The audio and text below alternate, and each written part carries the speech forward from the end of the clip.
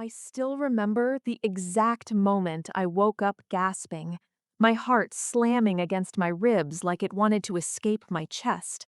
It was 3:17 a.m., the kind of hour where the world feels too quiet, too empty. My room was dark except for the faint blue glow from my phone on the nightstand. And in my mind, my father's face was still there, clearer than any memory I'd had since the day we buried him 3 years earlier. He hadn't aged in the dream. He looked just like he did when I was little. Strong shoulders, kind eyes that could see right through any lie I tried to tell. But there was no smile this time. No gentle, "Hey, kiddo." He stood at the foot of my bed in the old military jacket he wore every Veterans Day, and his voice was low, urgent, almost angry. "Don't wear the dress your sister gave you." That's all he said. No explanation, no goodbye. Just those 7 words, repeated twice, like he was afraid I wouldn't hear him the first time. Then he faded, dissolving into the shadows of my bedroom wall. I sat up, trembling, sweat soaking my shirt. My sister Vanessa had given me that dress 2 weeks earlier for my 35th birthday party. It was beautiful, deep emerald silk, elegant cut, something she'd said reminded her of Mom's favorite color. I'd hung it in my closet, excited to wear it, to feel pretty for once after years of grief and quiet struggle. But now my dead father had crossed whatever line separates this world from the next, just to tell me not to put it on. I tried to laugh it off at first. Grief does strange things. Maybe it was guilt. I hadn't visited his grave in months. Maybe my subconscious was mixing memories. But the warning clung to me like damp fog. I couldn't shake it. That morning, I stood in front of the closet for 20 minutes, staring at the dress. It looked innocent, perfect. I reached out to touch the fabric, and something inside me recoiled. I pulled my hand back like it had been burned. I didn't tell anyone. Not my best friend, not my coworkers, especially not Vanessa. She lived across town, always the golden child, successful, charming, the one who held the family together after Dad passed. I'd spent years in her shadow, smiling through it, telling myself it didn't matter. But that dream changed something. It cracked open a door I'd kept locked. The days blurred. My birthday party was coming up fast, a small gathering at my house, nothing fancy. Vanessa kept texting, "You have to wear the dress. It'll look amazing on you." She even sent selfies of herself in a similar style, laughing, saying we could be twins. Every message made my stomach twist tighter. I started noticing little things. Vanessa had been oddly interested in my life lately, asking about my finances, my will, joking, she said, my new job that paid better than hers for the first time. She'd always been competitive, but this felt different, calculating. Then came the afternoon I couldn't ignore it anymore. I took the dress to a seamstress friend for a quick hem adjustment. While she worked, she turned it inside out to pin the lining and froze. Honey, she said slowly, what's this? She pointed to a small, almost invisible seam along the inner bodice.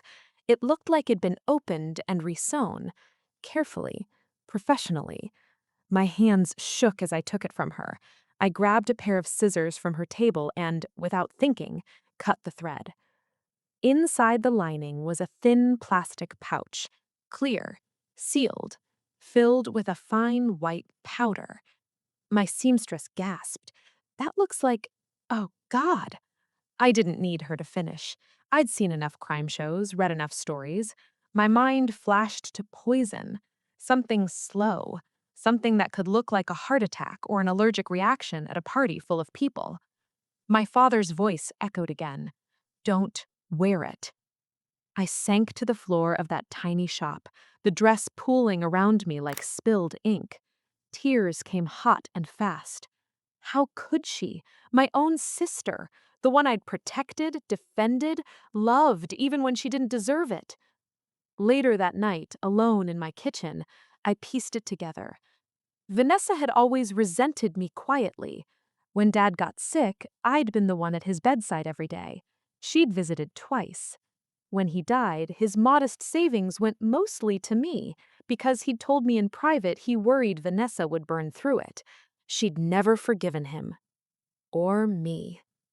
She smiled when she handed me the dress. "For my big sister," she'd said, "to make you shine."